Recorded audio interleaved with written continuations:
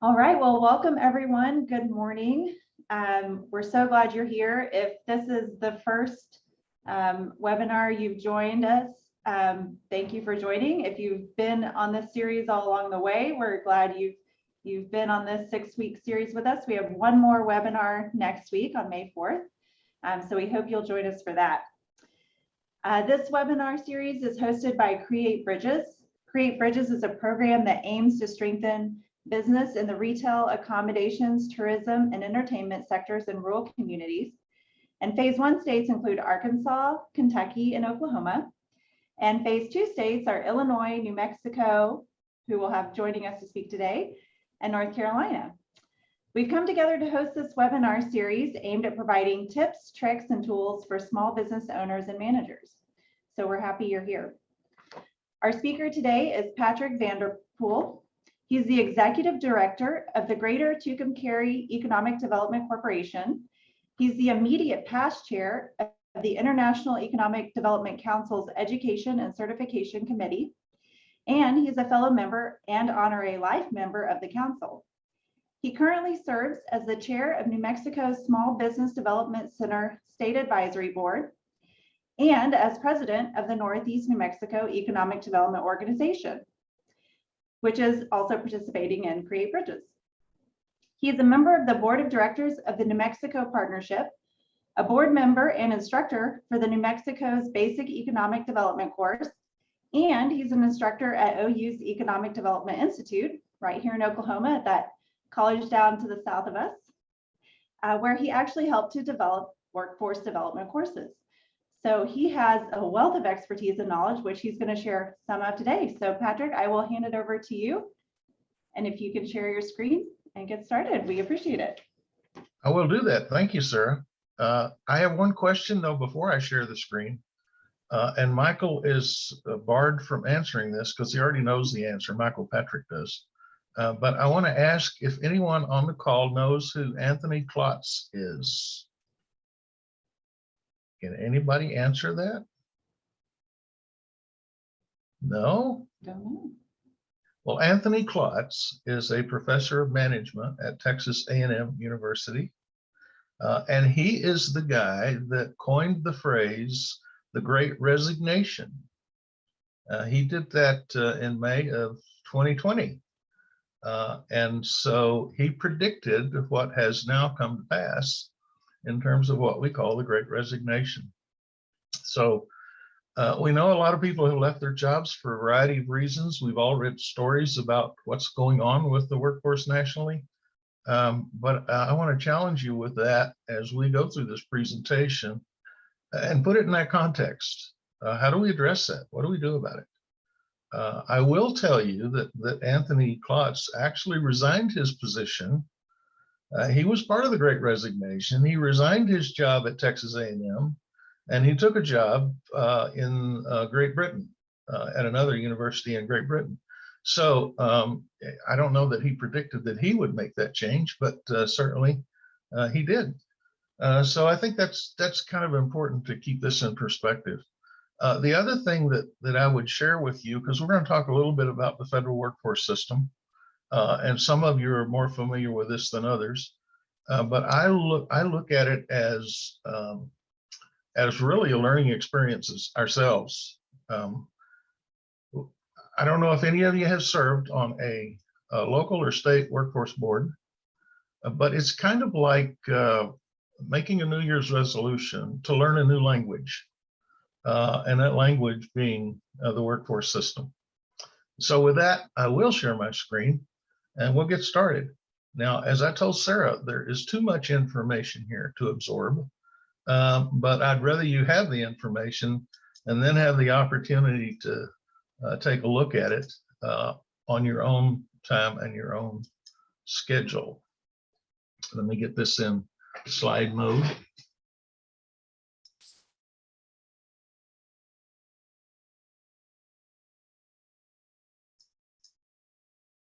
There we go. Can everybody see that? Okay. So we're going to talk about setting the table. It's like when you invite a business to your community, you want to make sure that you have something that they want. So whether it's an existing business or a prospective new business, this is an approach to getting to that point. So workforce development, one of the things that's really important to remember is it's a supply and demand issue. It's the supply of the workforce that businesses need.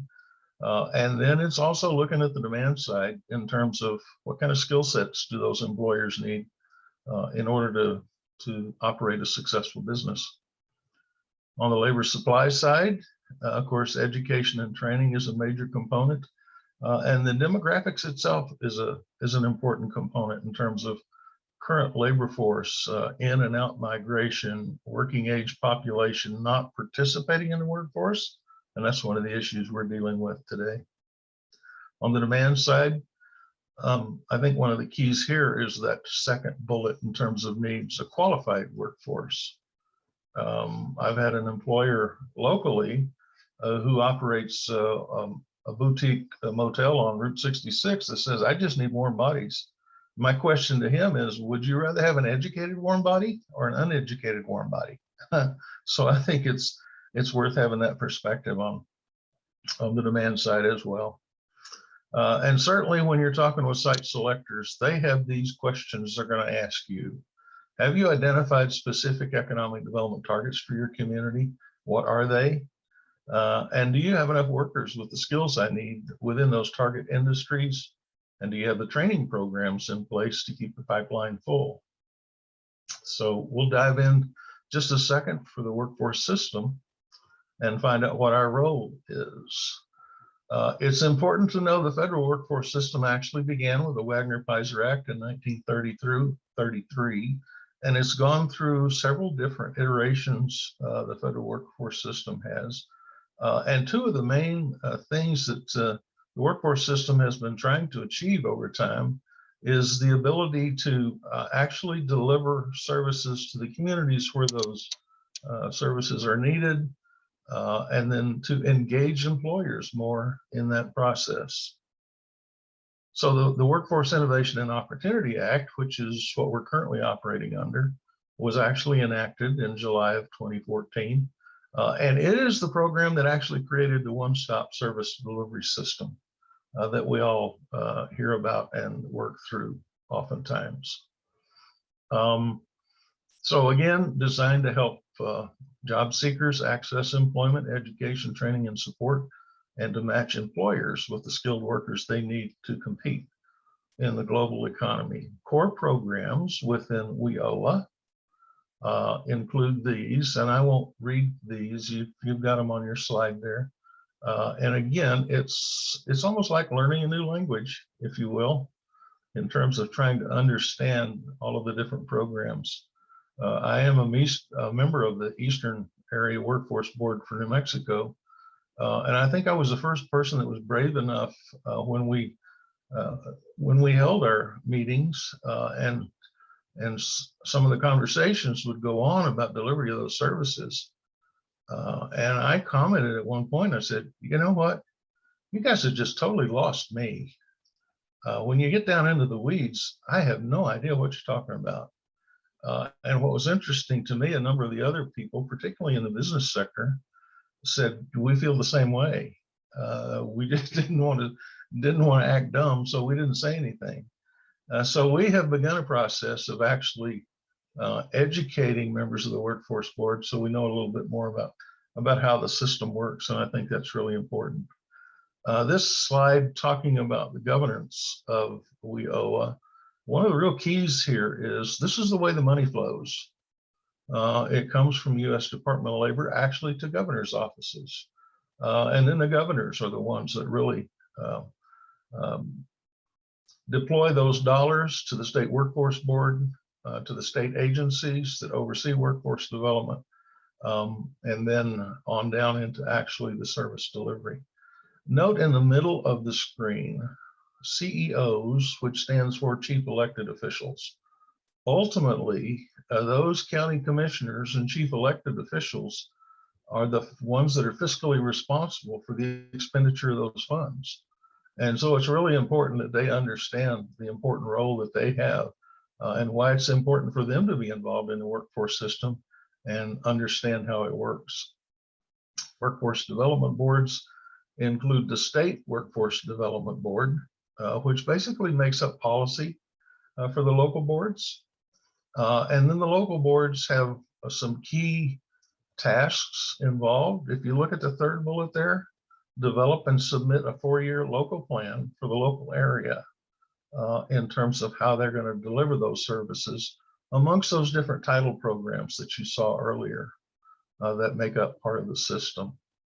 And they also have important roles in terms of selecting service providers for the local area and doing those kinds of activities.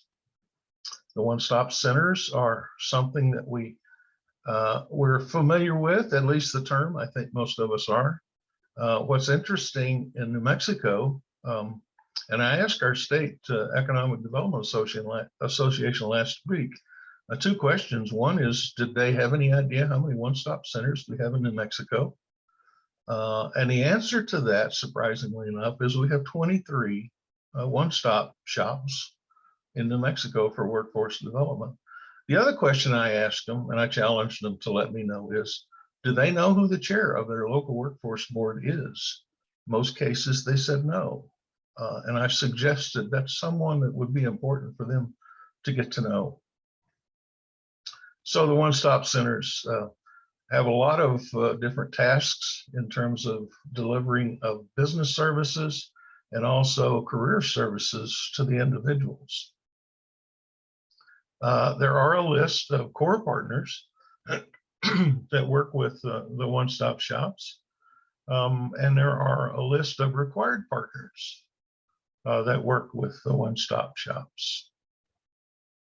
State agencies are involved in working with those one-stop shops.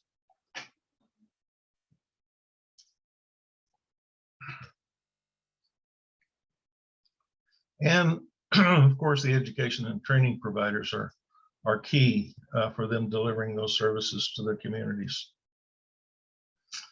There are some important roles for the economic developer in the process. And I think we should really think about this in terms of both information management, and that's providing information to employers about what's going on within the workforce system. How many folks are unemployed? How many folks have registered for services? And some of those things. And it's also important to look at the employers and provide information from them to the service providers in terms of market trends and what's going on in the workforce. What are their needs moving forward? So economic developers have an important role in this in terms of communication and facilitating these programs and services in the communities. Now, there are a number of different models around the country in terms of aligning workforce and economic development activities. And you can see 3 examples of how they could work together. Full integration. I don't know if any of you are from states where economic development and workforce development actually are fully integrated, but that's an option. Co-location in terms of maybe being located in the same building or next door to each other so that those services can be provided. And then certainly cross-board strategies. Do you have representatives from your economic development entities that serve on workforce boards and vice versa? And it's important that economic developers be involved in building relationships and those partnerships to get those services delivered. So now let's jump into identifying what things you need to be able to explain in terms of the workforce system. On the supply side, don't forget, we got supply and demand here that we're talking about. Information about the geography of your labor market area, the size of your working age population, characteristics of the individuals who make up the labor force, and what might be the characteristics of the future workforce. I don't think we can understate the value of that. And on the demand side, what are the characteristics of your current employer's workforce, and what skills are in demand by current employers and future employers. I think that's important to think about as well. Now, my colleague from Northern Iowa always tells me, and he reminds me on this slide, that we need to manage our expectations. Now, myself, I'm the guy that would love to have a really clearly defined digital picture of the sailboat that you see on the left. And Drew tells me, well, what you may end up with more likely is an abstract painting of your workforce. And so we constantly are going back and forth about what should we actually try to achieve. And as we get into some of the tools for looking at your workforce, he may be more accurate than I am, but I don't know. It's just a little bias that I have. I think being able to have a clearly defined digital picture is what I'd really love to have. So one of the first things we have to think about is what does constitute credible quality data? And you can see some of the important components of that on your screen. It is important when you look at the tools to understand those tools and what you can actually get from them.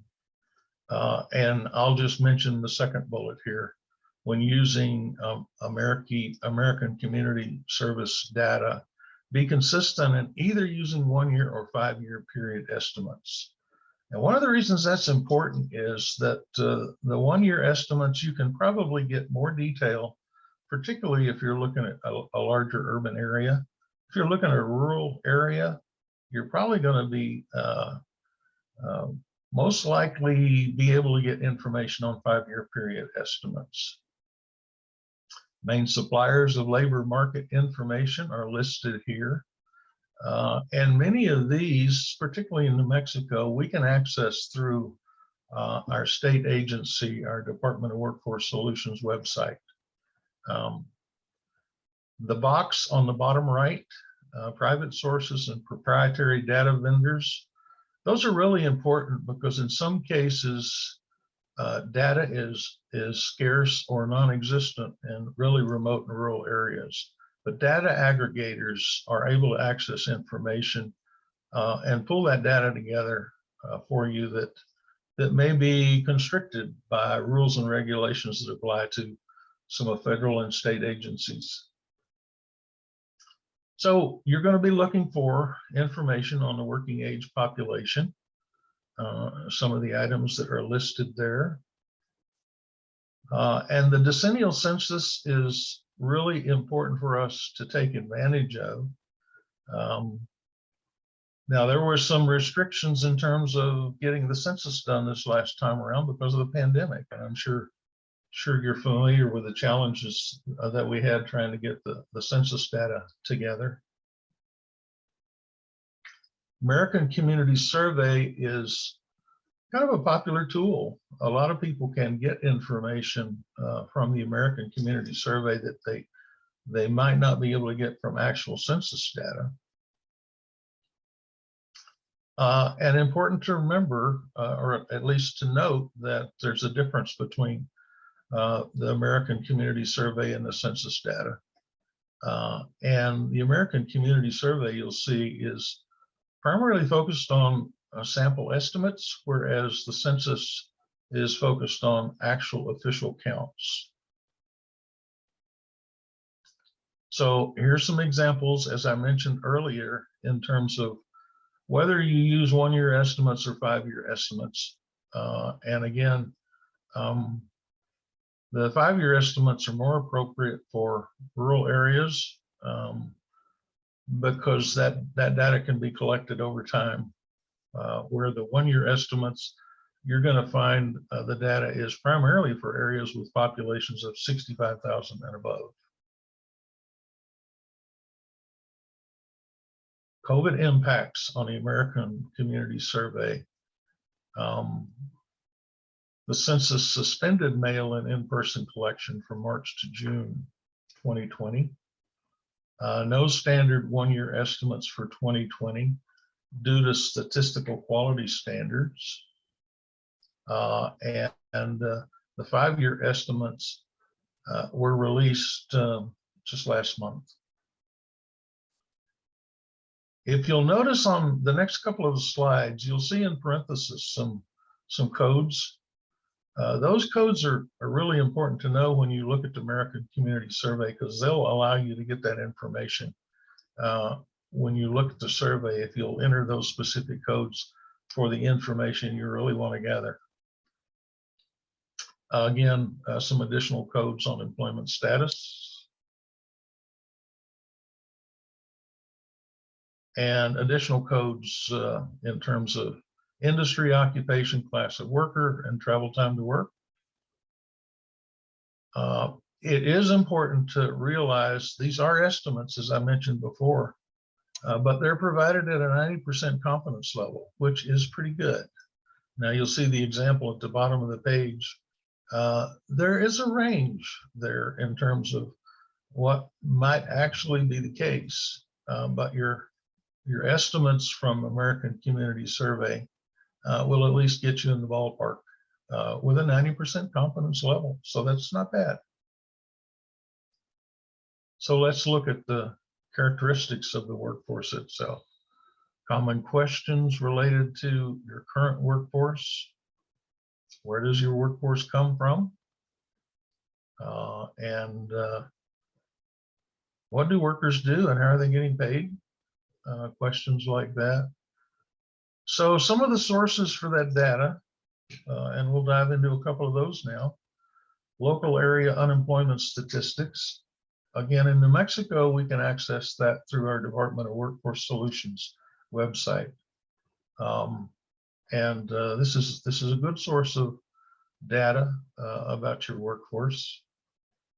Local employment dynamics. Again, you can access that through typically your state workforce agency. On the Map is a favorite tool of mine. And this was a census tool that was developed a number of years ago. And if any of you had experience with On the Map when it first came out, it was really clunky, I guess is the best word to describe it.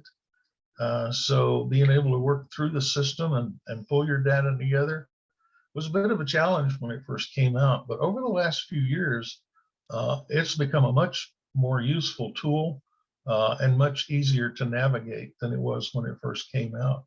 And you can gather a lot of information about your area, and you can scroll out for a larger area if you want, or you can scroll into a more defined area to gather information about your community, demographics, about your workforce, lots of really valuable information. Quarterly workforce indicators are important.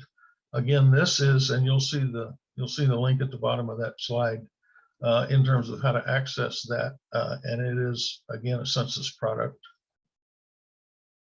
Occupational employment statistics, which come out of the Bureau of Labor Statistics, will provide you employment and wage estimates every year for about 800 occupations. A good source of data in terms of what's going on with your businesses.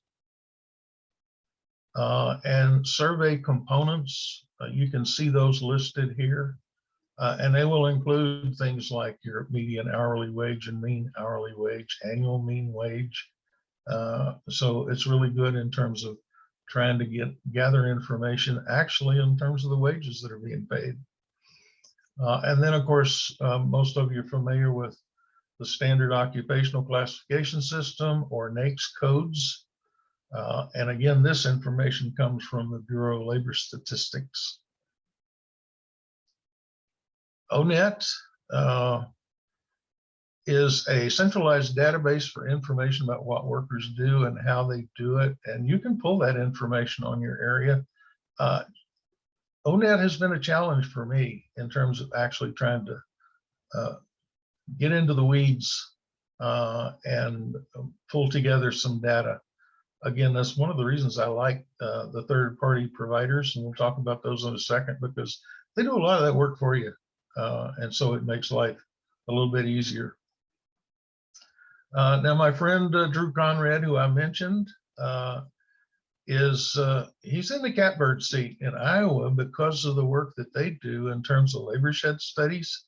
And it is a telephone survey, and they do this annually. And you can see that they've been doing this since 1998. I told him the other day that I wouldn't trade my firstborn for this, but I would probably trade my thirdborn for this. Because if we had something like this in New Mexico, I would be just in total enjoy having access to that kind of information. So labor shed studies are an important thing to have in terms of finding out what's going on with your workforce, and it's actually surveying the workforce to find out. Do they plan on staying in their jobs? Are they going to move to a new job? What's going to happen? And I don't think anything can replace that kind of survey work. Labor shed analysis can include items that are listed here on this slide. So let's think for just a second about the future workforce.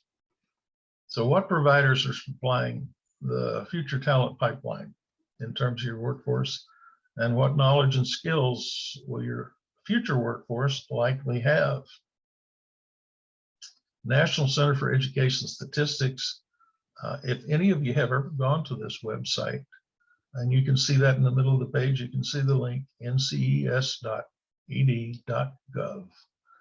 You can gather really good information about the educational institutions in your community and what they offer, and what the graduation rates are, different information like that.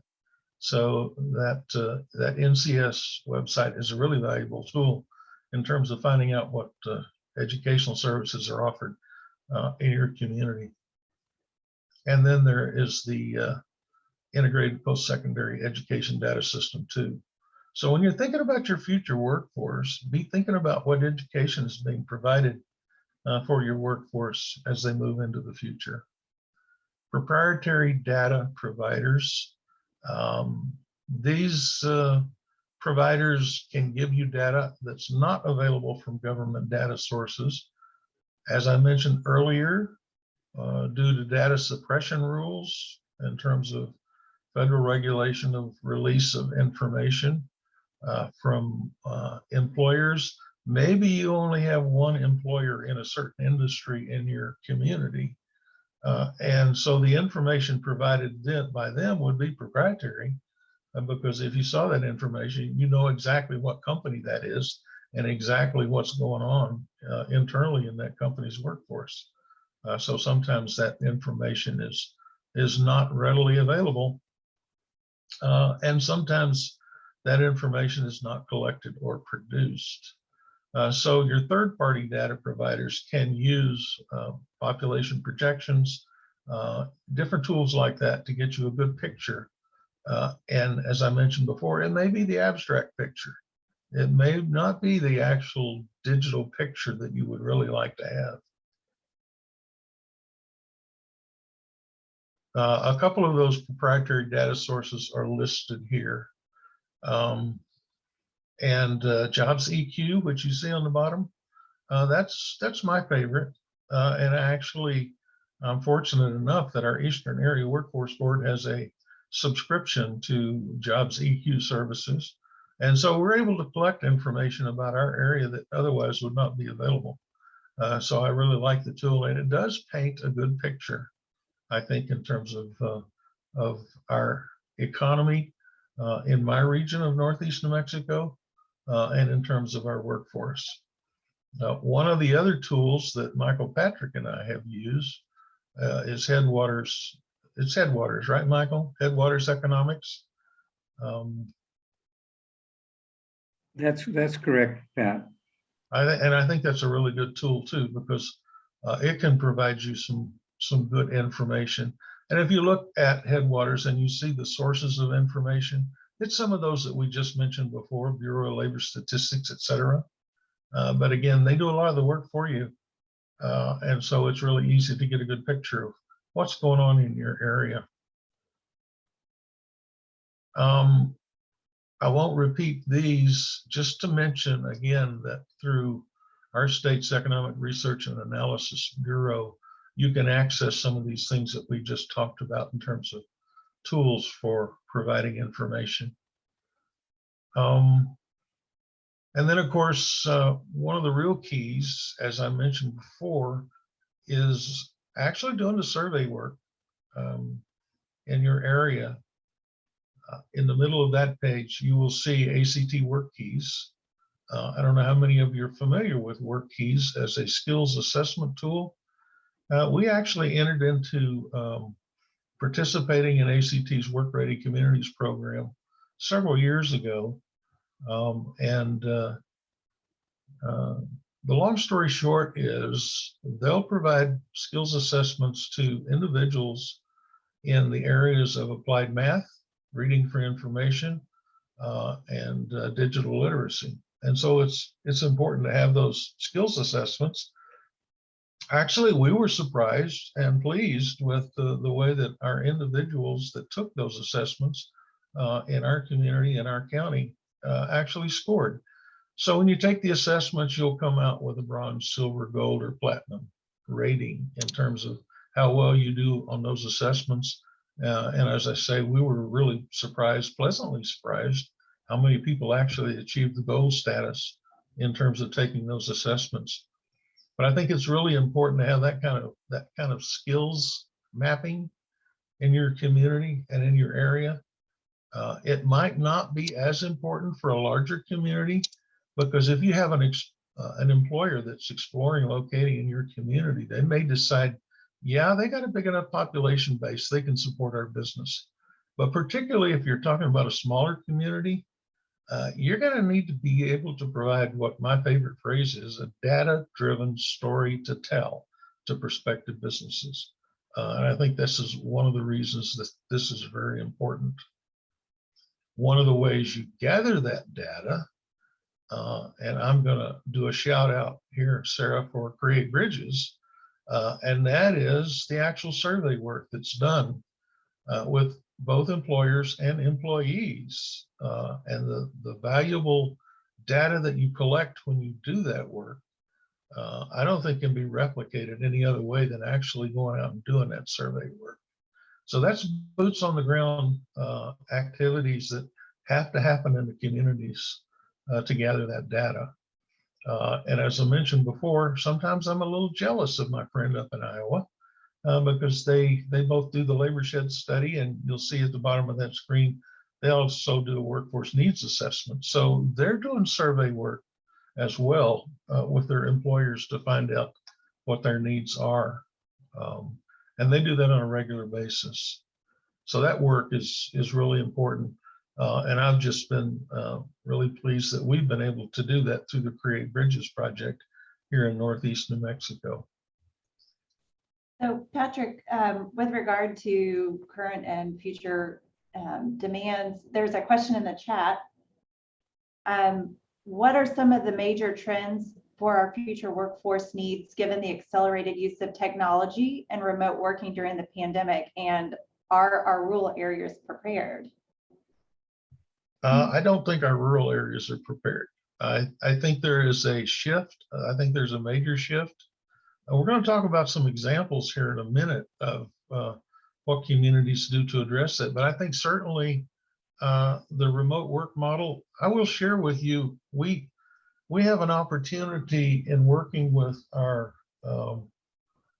New Mexico Partnership. That's the group that recruits businesses to the state.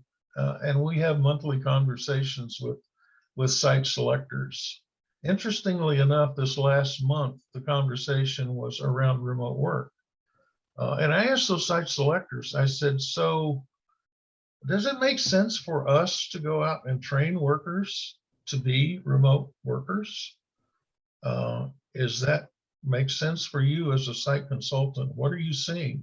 And they said, no, it really doesn't. What we're seeing is that employers don't typically want to go out and hire remote workers, because then they still have the training issues that they have to deal with. But what they're looking for is they're looking for opportunities for their existing workforce to work remotely. And so as a community, what makes more sense is how do you position yourself to be able to receive those workers that are already have jobs that would like to work remotely? Why would they choose your community to do that from?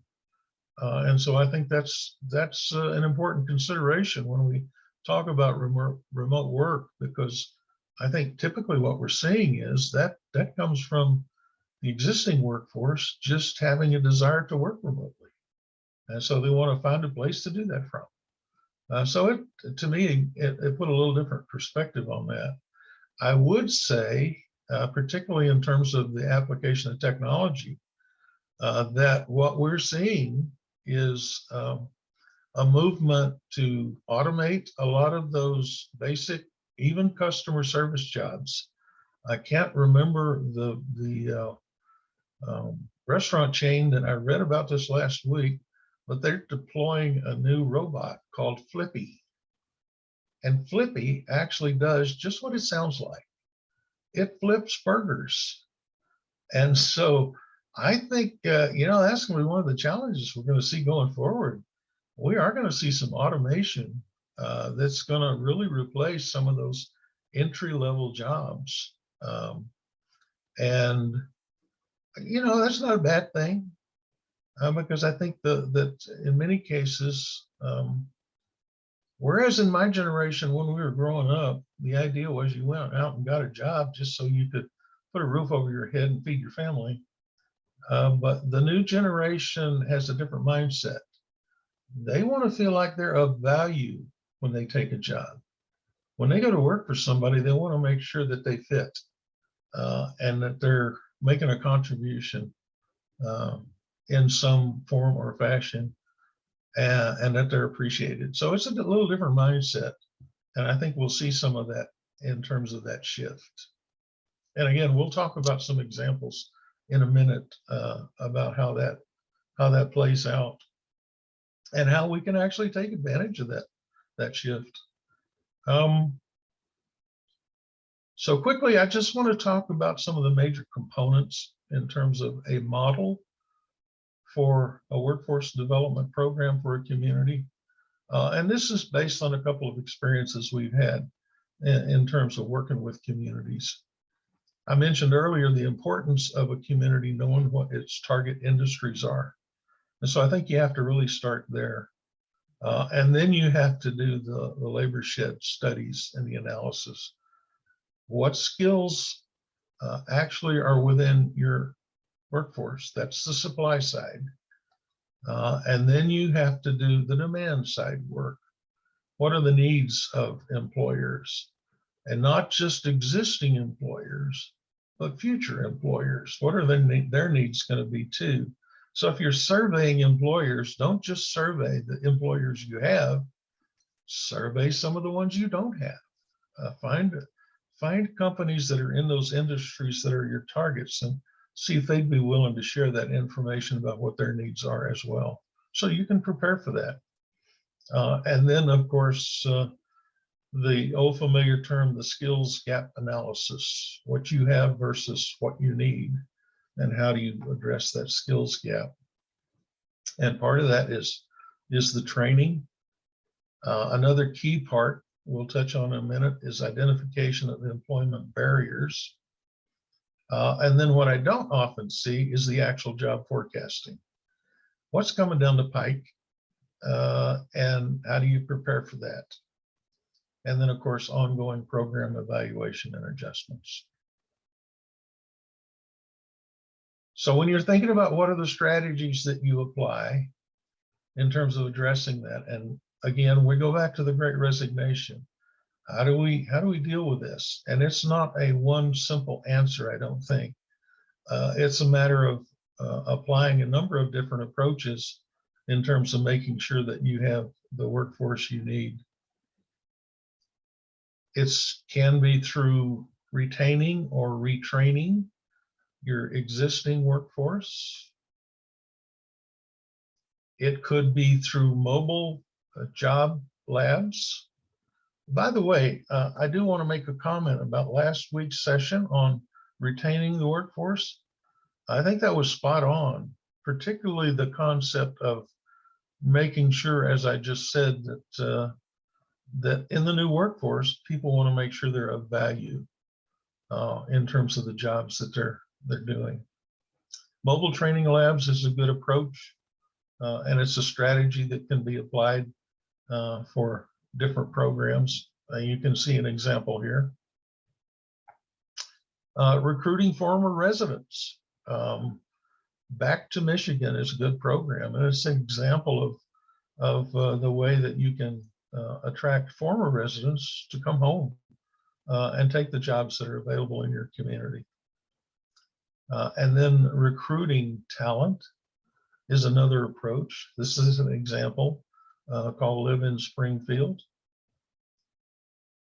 And then working directly with employers to help them recruit workers.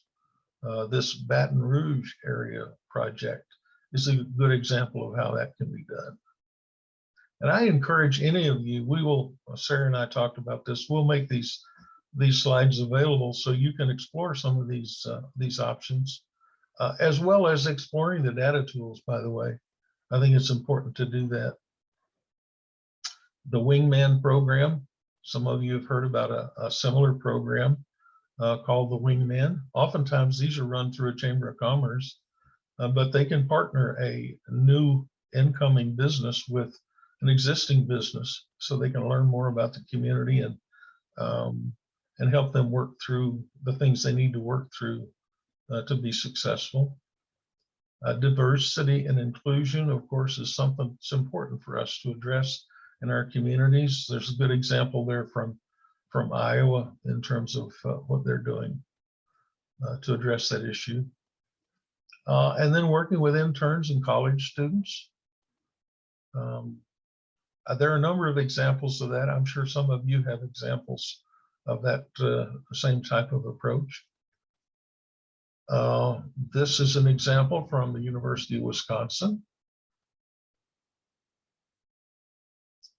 And TechStart. Specifically, when we were talking about technology just a second ago, I think that's an approach that can be used in terms of working with your community colleges or universities in terms of finding opportunities for individuals to participate in technology type internships. Future workforce, you can't start too early. I think the idea of starting in the K through 12 is really important, particularly when you're thinking about people skills and customer service skills and those kinds of things. You can't start that kind of training too early. Leader Valley is a program, and you can see the link to that, leadervalley.org, if you want to take a look at that particular program. And a Scrubs camp. We can't forget health sciences because that certainly is a high demand issue. Our local workforce board, we really were thinking about doing a sector strategy related to healthcare, but the challenge we had is that most of the services from the workforce board that we could offer would be typically to the entry-level individuals. We were having a hard time finding people that really wanted to take those jobs because there's so much work to be done in the healthcare field these days, and the hours are long. It is a challenge, but that certainly is an opportunity, I think, for some communities that have those opportunities. School-based enterprises, and again, I'm going through these fairly quickly, but I just want you to have a flavor of the different approaches that you can take in terms of trying to address the issues related to your workforce. And then individuals on the margins and outside the workforce. We have an individual in my community that is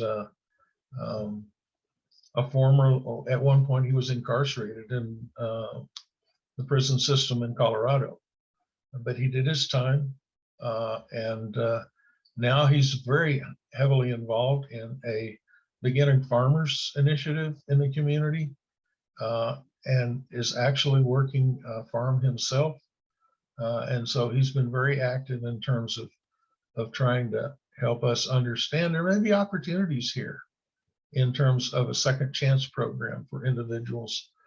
That's a group of individuals that shouldn't be forgotten, because I think there may be some opportunities there.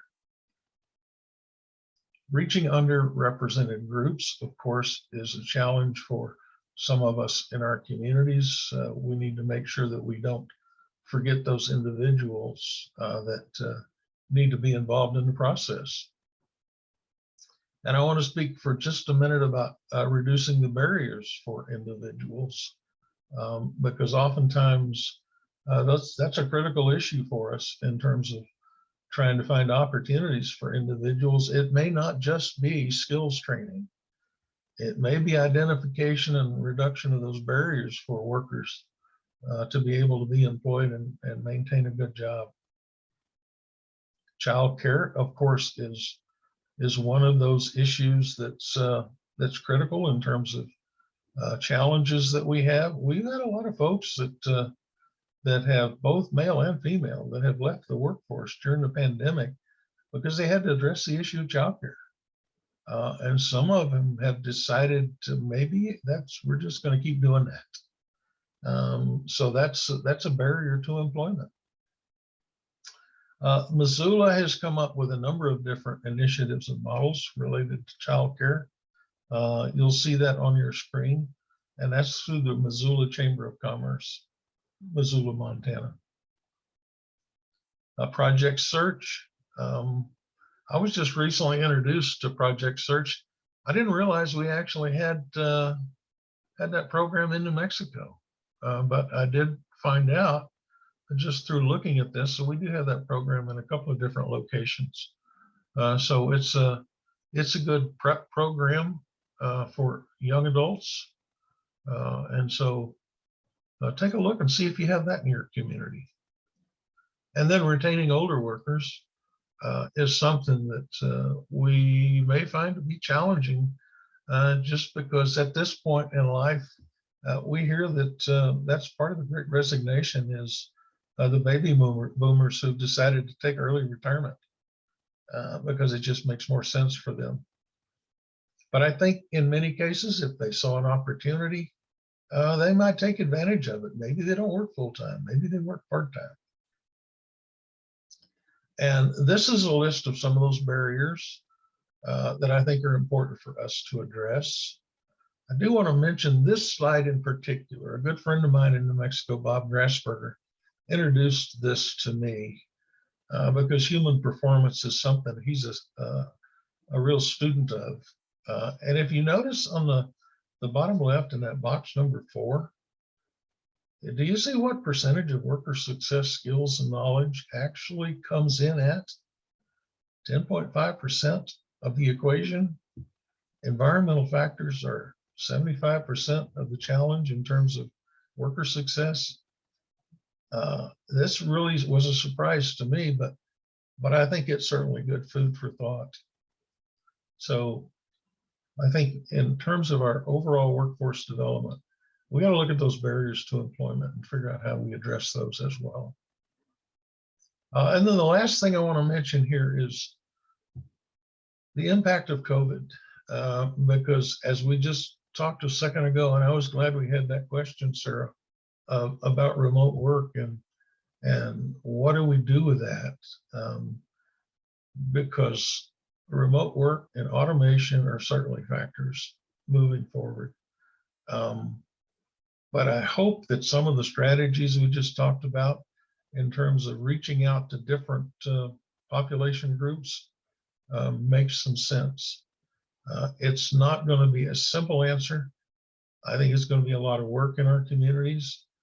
We need to have the information to work with, and then we need to deploy some strategies to deal with that. And with that, Sarah, I'll go ahead and stop sharing my screen, and I'm happy to answer any questions that people might have. So thank you so much. That was quite the toolkit. You advertised it as such, and it indeed was. I feel like this webinar was a one-stop shop for navigating workforce agencies, all the information they can provide, how to use that information, so we can benefit our community. So thank you, thank you. Are there any questions from those of you who have joined us today? Did I just totally overwhelm you guys? Yes, can we come work with you? Is probably the biggest question. I have a quick question. We talked a little bit in the chat about childcare. It's like everyone talks about it. And, you know, from the parent side, they can't find enough places. And then on the provider side, they keep changing regulations, so they can't keep up. But my question is actually about transportation. We've really struggled to like brainstorm innovative ways to address this in rural communities. And I'm curious if you have heard of any that are not the traditional ride share or, you know, buses, which is just not going to happen in my rural area. Although we do have one bus that's busing people in from a larger city to our rural plant and vice versa. But, you know, not every micro business or SME can do that. So have you heard of any, or have you seen any that work really well? Or are you seeing a trend that you're hoping will come along from transportation? You know, I will tell you, and Michael may want to jump in on this. When we did our 4-county set region, which followed the Route 66 corridor on the east side of the state, we had 4 counties. And transportation came up as one of the major issues. So yeah, we explored that. And the challenge we found was scheduling.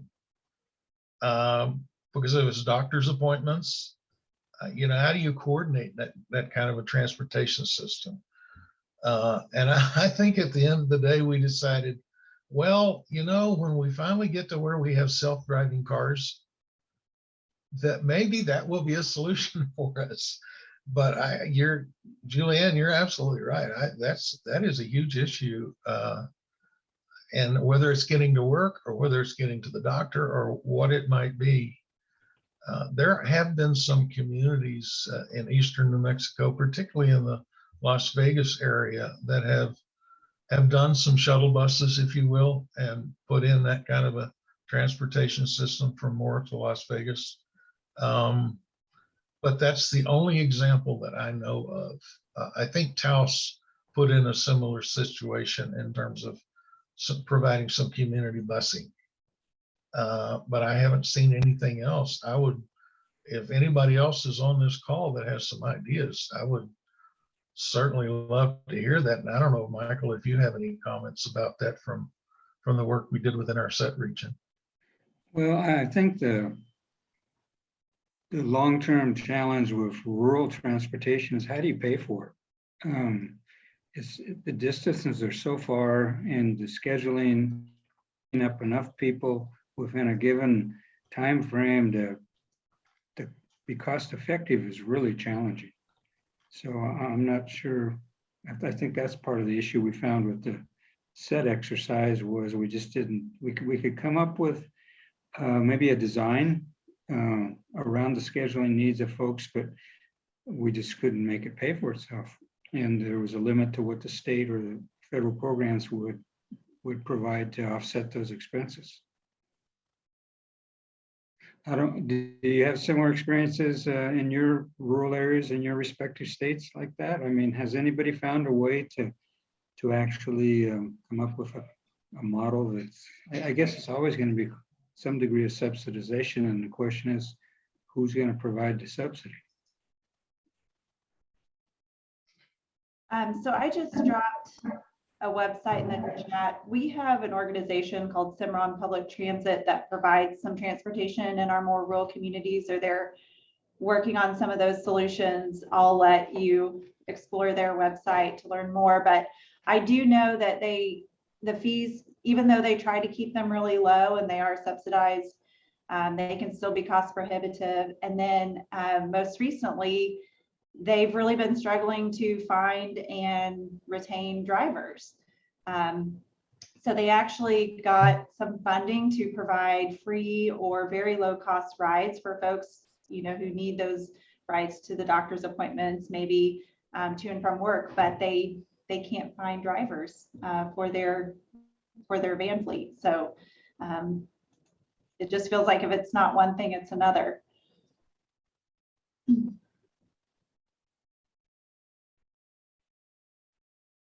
Yep, transportation is one of those barriers, no doubt about it.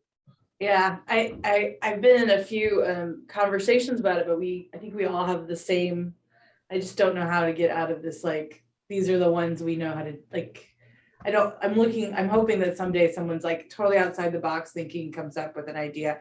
I will say though, about Patrick, about your self-driving car comment, I don't know if you've seen the video where a self-driving car was pulled over by the police.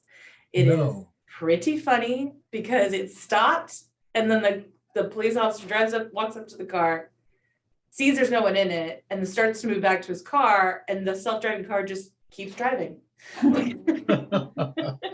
Really funny. It's Well, you know, I think at the end of the day, we may find some technology that helps us solve some of those problems. You know, we looked at broadband as a big issue in our region. And certainly for some of our small businesses, that's a real issue. We have a program through our local Main Street program called Tech Start. And so they do training of, if you have the infrastructure, here's what you as a small business can do with it. So we're exploring that. I told someone the other day that I think that that maybe Starlink is going to solve our broadband problem. I actually have a couple of people in the area that have installed their Starlink system, and they make my fiber to the home here sound slow compared to what they're able to access. And so for small businesses, I don't think that's an exorbitant cost, $500 for the equipment and about $100 a month for the broadband over that satellite system. So there are going to be some technological solutions, I think, to some of these problems, and maybe some of those have been energized, if you will, by the pandemic. So it'll be interesting to see what transpires. Any other questions or comments? Well, Patrick, thank you again. This has been an extremely informative hour, not just information we can use, but we will post this video to our websites so that folks can continue to use it going forward. Thank you everyone for joining us today. We have one more webinar in this series next Wednesday, May 4th. Our topic will be finding resources for small businesses. So we'll have folks from state and local or state and federal agencies. We'll have USDA, SBA, SBDC, and Department of Commerce joining us to share how they fit into their role of helping small businesses, what they can provide, and where to find their information. So we hope you'll join us then. And with that, I will sign off, and everyone have a great rest of your week.